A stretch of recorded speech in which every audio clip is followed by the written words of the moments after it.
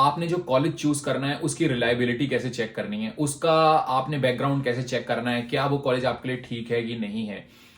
आप या तो अपना कॉलेज ट्रांसफर करा लीजिए अगर आपको इस पंगे में नहीं पढ़ना है, क्योंकि आपको पता नहीं कि 2 साल के बाद क्या हो। 2 साल के बाद हो सकता है आपका वर्क वीजा अप्रूव ही ना हो, क्योंकि 60 बच्चों की क्लास है और 60 के 60 बच्चे जो हैं इंडियंस हैं वहां पे। अब आप ये सोचिए कि आप 15 लाख 20 लाख रुपए अपने बच्चे पे लगा के यहां उसको कनाडा में भेज रहे हैं। Hello guys, welcome back to the blog. This is Arinder Bhatia back with you once again. आज जो है हम बात करने वाले हैं कनाडा के अंदर जो कॉलेजेस हैं स्पेशली इंटरनेशनल स्टूडेंट्स के लिए।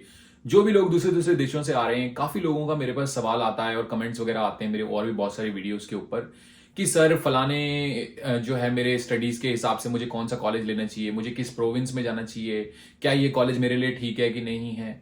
अब देखो, मैं हर सारे कमेंट्स का रिप्लाई नहीं कर सकता, मैं सारे मैसेजेस का भी आंसर नहीं कर सकता, बट मैं आपको एक बेसिक तरीका बताने जा रहा हूं कि आपको अपना राइट कॉलेज कैसे चुनना है, आपको अपना राइट पाथवे कैसे चुनना है, आपको यूनिवर्सिटी जाना चाहिए, कॉलेज जाना चाहिए। There are so many things that you can look after by yourself. You just can't rely on agent itself only. अपने एजेंट्स के ऊपर आंख बंद करके भरोसा मत करो और अपना खुद का रिसर्च करो, खुद का चेकआउट करो। मैं आपको इस वीडियो के अंदर पूरा बेसिक तरीका बताने जा रहा हूं कि जिससे आप किसी भी तरीके के इन एजेंट्स के स्कैम में नहीं फंसेंगे और अपना राइट कॉलेज अपने आप ही चूज करेंगे। Let's start this video. Guys, सबसे पहले बात करते हैं कि कौन से प्रोविंस में आना चाहिए। देखो, प्रोविंस जो है कोई भी बुरा नहीं है, किसी भी प्रोविंस में आप आ सकते हैं। आप ओंटारियो में आपका कोई जानने वाला रहता है, आप आना चाहते हैं, आप यहां रह सकते हैं। आपको किसी और सिटी में जाना है, लाइक आपको ब्रिटिश कोलंबिया में जाना है। अभी मैं ब्रिटिश कोलंबिया गया हुआ था, वहां की भी पूरी वीडियो सीरीज वगैरह पड़ी हुई है, उसके बारे में भी मैंने एक वीडियो बनाया, वो भी आप चेकआउट कर सकते हैं, उसके बारे में आप जान सकते हैं। बाकी प्रोविंस कोई भी बुरा नहीं है, हर प्रोविंस का अपने अपनी स्पेशलिटी है। किसी प्रोविंस में किसी तरीके की चीजें मैन्युफैक्चर होती हैं, किसी प्रोविंस में किसी तरीके की सर्विसेज ज्यादा कॉमन है, कहीं पे नेचुरल रिसोर्सेज ज्यादा हैं। आपको अपना पाथवे इस हिसाब से भी सिलेक्ट करना है कि आपका बैकग्राउंड क्या है या आप किस अपने फ्यूचर को देखते हुए यहाँ पे आना चाहते हैं। रेंडमली नहीं ऐसे ही उठ के आ जाना है कि लाइक मेरा फलाना रिश्तेदार वहां रहता है या दोस्त मेरा वहां चला है तो मैं भी वहां जाऊंगा।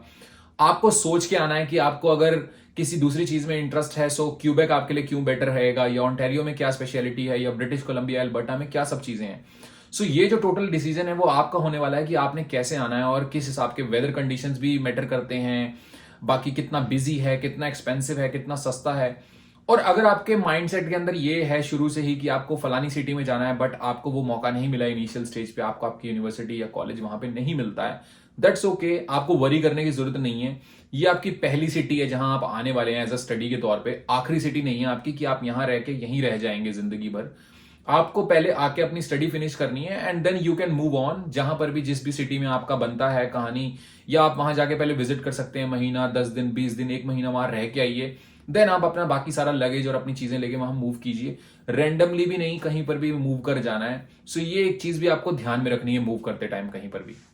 अब हम जाने वाले हैं वीडियो के डिटेल्ड पार्ट के अंदर, जहां से ये वीडियो का मोस्ट इंपॉर्टेंट सेक्शन शुरू होता है। वो है आपने जो कॉलेज चूज करना है उसकी रिलायबिलिटी कैसे चेक करनी है, उसका आपने बैकग्राउंड कैसे चेक करना है, क्या वो कॉलेज आपके लिए ठीक है कि नहीं है।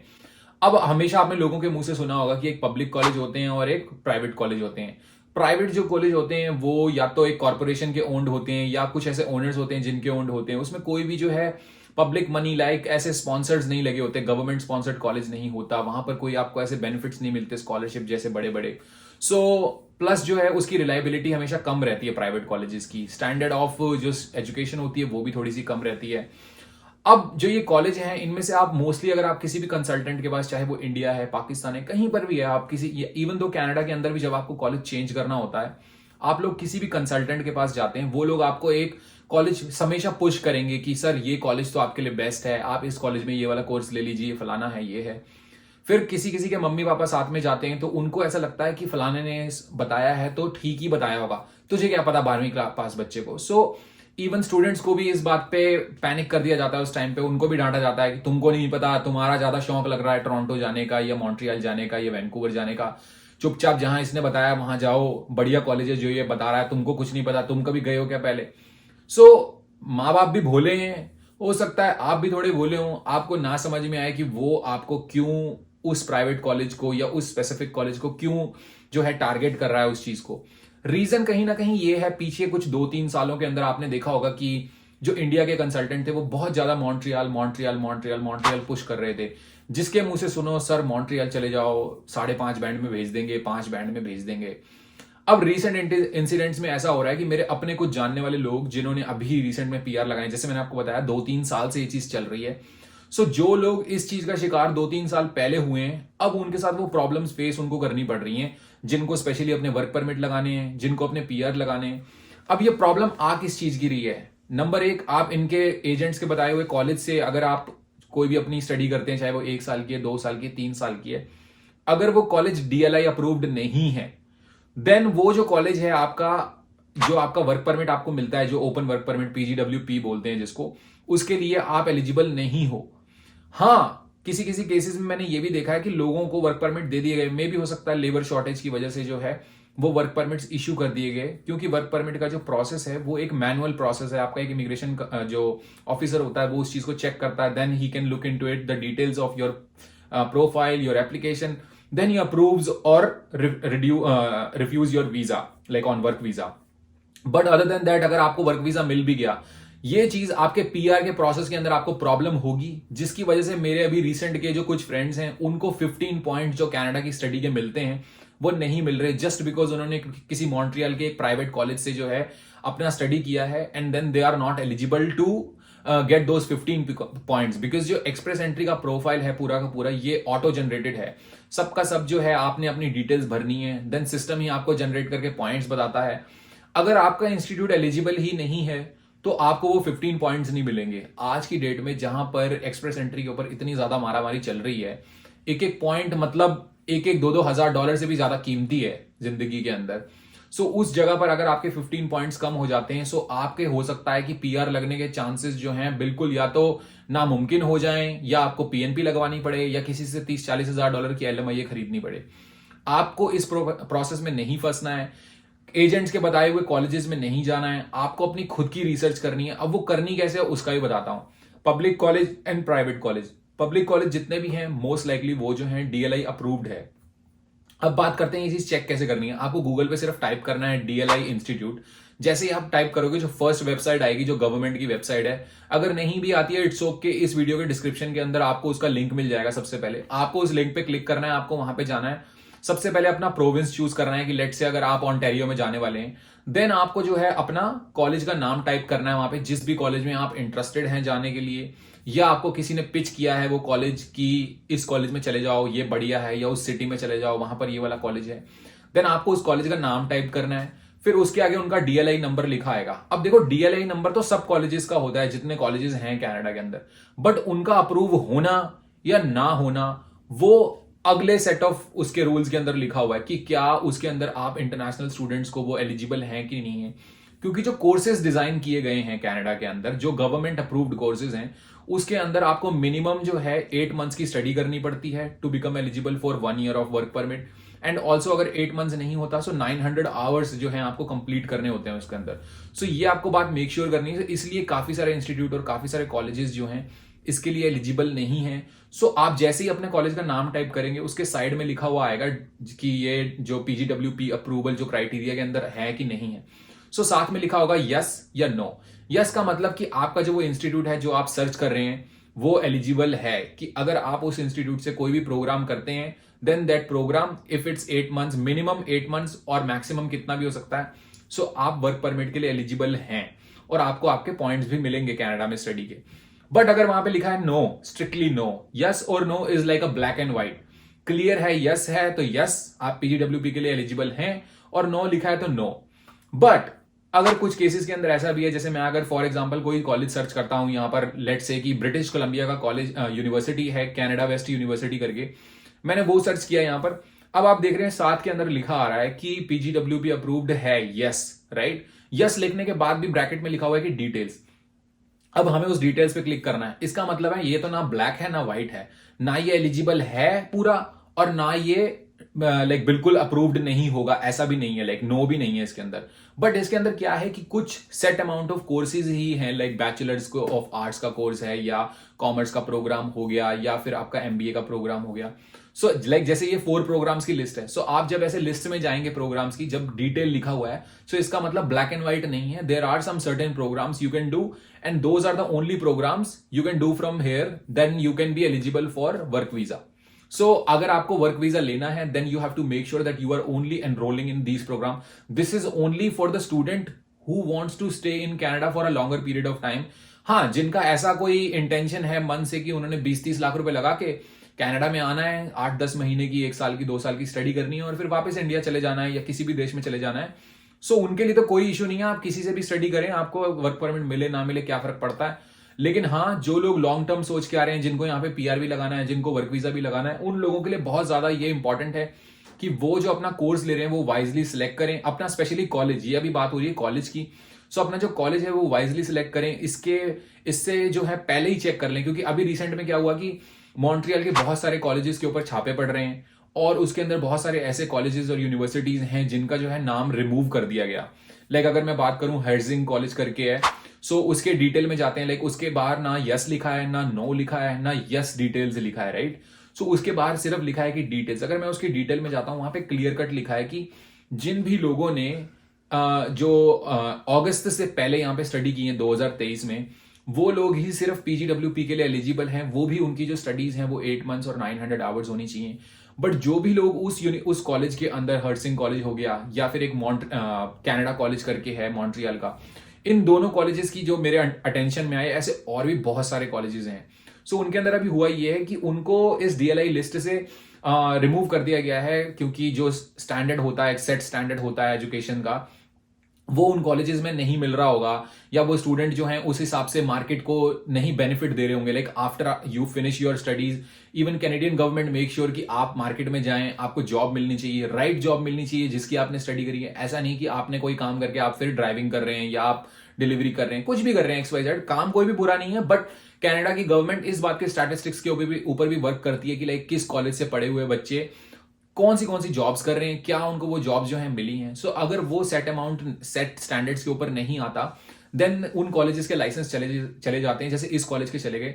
सो अब हर्सिंग कॉलेज हो गया और कनाडा कॉलेज हो गया, इन जैसे कॉलेजेस से अगर कोई भी बच्चा स्टडी कर रहा है 1 सितंबर के बाद, 2023 के बाद, अगर आपने ऑलरेडी सितंबर इनटेक में एडमिशन ले लिया है या अगर आप जनवरी इनटेक में एडमिशन ले रहे हैं और आप ये वीडियो देख रहे हैं, सो आप या तो अपना कॉलेज ट्रांसफर करा लीजिए अगर आपको इस पंगे में नहीं पढ़ना है, क्योंकि आपको पता नहीं कि 2 साल के बाद क्या हो.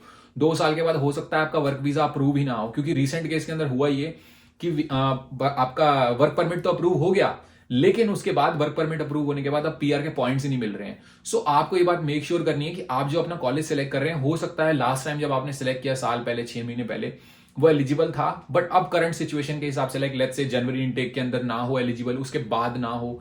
सो अगर आप जैन में आ रहे हैं, 2024 में आ रहे हैं या 23 में भी आए हैं और आपने गलती से ये कॉलेज ले लिया है, आपको नहीं इस चीज का पता था, आपने ये वीडियो देख ली है, ये जो भी बच्चे इस कॉलेज में आए हैं उनके साथ ये वीडियो शेयर करें और भी डिटेल्स के अंदर जाके इसको चेक करें कि कौन से प्रोग्राम्स एलिजिबल हैं. अगर आपको कुछ भी ऐसा दिखता है, don't ever go for these colleges if you are staying longer in Canada for sure. और गाइज इसके अंदर एक और बात कि एक है ना अलग ही किस्म की भेड़चाल लगी हुई है कि हर साल 2 लाख स्टूडेंट आ रहे हैं इंडिया से, 3 लाख स्टूडेंट आ रहे हैं, अगले साल 4 लाख हो जाएंगे. The number is keep going up. But the reason is this, जो एजुकेशन का स्टैंडर्ड है कनाडा के अंदर वो कहीं ना कहीं लो हो रहा है. जो एक ग्रीड है ना पैसे की, वो बढ़ती जा रही है, चाहे वो कंसल्टेंट की है, चाहे वो ये प्राइवेट कॉलेजेस की है. और ये इस चीज को बढ़ावा देने के लिए हेल्प कौन कर रहा है? हमारे अपने स्टूडेंट ही कर रहे हैं, हमारे अपने इंडियंस भाई कर रहे हैं. अब वो ऐसे कर रहे हैं कि उनको एक ऐसा sorted college, sorted school, sorted जो है सब चीज चाहिए जहां पर उनको पढ़ाई ना करनी पड़े, वीकेंड पे क्लासेस लगाएं, कैश पे जॉब करें. भाई आप अगर पहले ही जो साल में आपने पढ़ाई करनी है उसमें आपने कैश पे जॉब करने लगा दिया, आपने पढ़ाई का एक कख नहीं पढ़ा, आपको कुछ नहीं आता मार्केट का, आपने वही जो $10 की, $12 की, $13 की घिसी हुई जॉब है, आपने आगे भी 4-5 साल करते रहना है.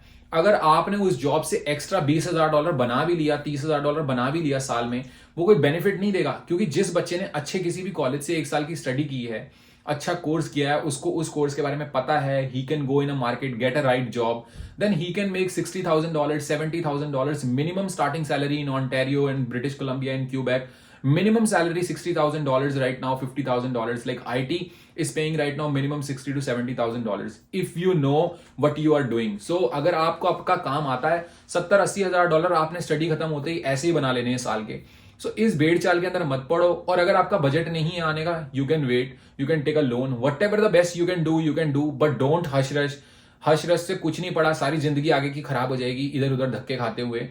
और इन कंसल्टेंट के चक्कर में भी बिल्कुल ना पड़े कि ये कुछ भी बोल रहे हैं, क्योंकि अभी रिसेंट में क्या हो रहा है कि बहुत सारे स्टूडेंट देखने को मिल रहे हैं कि 200 स्टूडेंट डिपोर्ट हो रहे हैं, 700 स्टूडेंट डिपोर्ट हो रहे हैं। पहले बच्चे प्रोटेस्ट पे बैठ गए, अब कह तो रहे हैं कि बच्चों की गलती नहीं है, किसी ने उनके साथ फ्रॉड कर दिया, बट मुझे ऐसे लगता है कि जितनी गलती फ्रॉड करने वाले की है उतनी गलती जिसके साथ फ्रॉड हुआ है उसकी भी है, क्योंकि आप वो रेड फ्लैग्स चेक ही नहीं करते। मैं भी बहुत सारी वीडियोस डालता हूं इस चीज के लिए कि जो स्कैम हो रहे हैं, जो चीजें हो रही हैं, आप आंखें बंद करके किसी पे भी विश्वास करके किसी को भी पैसे देके, कितने बच्चे फोन करते हैं, मैसेज करते हैं कि हमने LMI के 3 लाख रुपए दे दिए, 4 लाख रुपए दे दिए। भाई आपको कौन 3-4 लाख रुपए की LMI दे रहा है? कोई भी LMI 3-4 लाख रुपए की नहीं है। सो आपको ये बात मेक श्योर करनी है कि आप अपने आप से भी अपनी रिसर्च करें उस चीज की, ऐसे ही कंसल्टेंट्स के ऊपर या कॉलेजेस के ऊपर रैंडमली बिलीव ना करें। प्लस एक और तीसरी बात मैं इसके अंदर ऐड करना चाहूंगा यहां पर कि जो कॉलेजेस हैं इस टाइम पे, जैसे मैंने बताया कि एक भेड़ चाल भी बढ़ रही है इंडिया की, प्लस मेरा फलाना वहां पर गया है तो मैं भी वहां जाऊंगा, वो फलाना उस सिटी में है तो मैं भी उस सिटी में रहूंगा, ये चीज भी बहुत है। इसकी वजह से हो क्या रहा है, अभी नॉर्दर्न कॉलेज का डाटा आया कि भाई पता नहीं 75% की 80% स्टूडेंट जो हैं इस टाइम पे वहां पर इंडियंस हैं। और कुछ कुछ कोर्सेज, कुछ कुछ प्रोग्राम्स तो ऐसे हैं कि लाइक 60 बच्चों की क्लास है और 60 के 60 बच्चे जो हैं इंडियंस हैं वहां पे। अब आप ये सोचिए कि आप 15 लाख 20 लाख रुपए अपने बच्चे पे लगा के यहां उसको कनाडा में भेज रहे हैं, और क्लास में जाने के बाद उसके पास कोई इंटरनेशनल एक्सपोजर नहीं है। वो 60 के 60 बच्चे इंडियंस और 80% 90% बच्चा जो है इंडियन कॉलेजेस के अंदर, यूनिवर्सिटीज तो नहीं बट कॉलेजेस के अंदर इस टाइम पे पढ़ रहा है। अब आने वाले टाइम के अंदर क्या हो रहा है कि जो गवर्नमेंट्स हैं वो भी इसके लिए लुक आफ्टर कर रही हैं, वो भी ये चीज देख रही हैं कि ये नंबर कहां जा रहा है, because this is so extreme, this is so out of hand for them also. और स्पेशली इस कॉन्फ्लिक्ट के बाद, जब अभी रिसेंट में जो इंडियन डिप्लोमेट्स हैं और जो इंडियन मिनिस्टर्स हैं उनके साथ कन्वर्सेशन के अंदर भी जब उनसे ये सवाल पूछे गए इस कॉन्फ्लिक्ट के बीच में, अभी 1-2 दिन पहले का ही ये प्रेस कॉन्फ्रेंस है, कि क्या आपको लगता है कि कनाडा में जाने वाले जो स्टूडेंट हैं, जो वर्क परमिट पर हैं, या जो भी कोई लोग हैं जो आने वाले हैं, जो हैं चलो उनकी बात छोड़ देते हैं, लेकिन जो आने वाले हैं, क्या आपको ऐसा लगता है, उनसे ये सवाल किया गया कि क्या आपको ऐसा लगता है कि कनाडा जो है अपने नंबर्स को कम करेगा इंडियंस के लिए? लाइक उनके जो अप्रूवल्स हैं वीजा के, लाइक पहले 3 लाख बच्चा वीजा लगाता था तो हो सकता है 2.5 लाख को मिल जाता हो। आपको लगता है कि वो नंबर्स में जो है कहीं ना कहीं पे कमी आएगी? उनका भी आंसर यही था कि ऐसा कहीं ना कहीं एक हो सकता है कि ये एक चीज मेन स्ट्रीम मीडिया में ना आए या mainstream piece of paper में ना आए, बट इंटरनली कहीं ना कहीं इस बात पे जो है बातचीत चली रही है कि the number of Indians in school colleges is getting out of control, is getting so big, so that number is anyways going to go down. और ये बात पहले भी 6-7 महीने से न्यूज में आ रही है, यहां पर भी जो लोकल मीडिया है वो इस चीज को कवर करती है कि हाँ वो जो नंबर है वो डाउन करना जरूरी है। अब जो लेबर है इस टाइम पे उसको देखते हुए शायद वो नंबर राइट वे ना डाउन किया जाए, बट आने वाले कुछ टाइम के अंदर हो सकता है इस चीज को जो है बिल के थ्रू या किसी भी चीज के थ्रू पास कर दिया जाए कि जो नंबर्स हैं, लाइक किसी भी कंट्री के नंबर्स हैं, उनको एक डिफाइंड सेट अमाउंट में कर दिया जाए कि इतने % से ज्यादा लोग इंडिया से नहीं आएंगे या इतने % से ज्यादा लोग चाइना से नहीं आएंगे। दैट न्यूज कैन बी कम, और कभी भी आ सकती है ये न्यूज। आप जो इस चीज के लिए रेडी रहें, बट अपना हश रश ना करें किसी भी चीज के लिए, अपनी चीज को वाइजली सिलेक्ट करें। और आज की इस वीडियो के लिए बस इतना ही। आई होप वीडियो आपको अच्छी लगी होगी, इन्फॉर्मेटिव लगी होगी। अगर आपको वीडियो इन्फॉर्मेटिव लगी है, do like the video, subscribe to this channel and don't forget to press the bell icon. Thank you so much for watching, take care guys.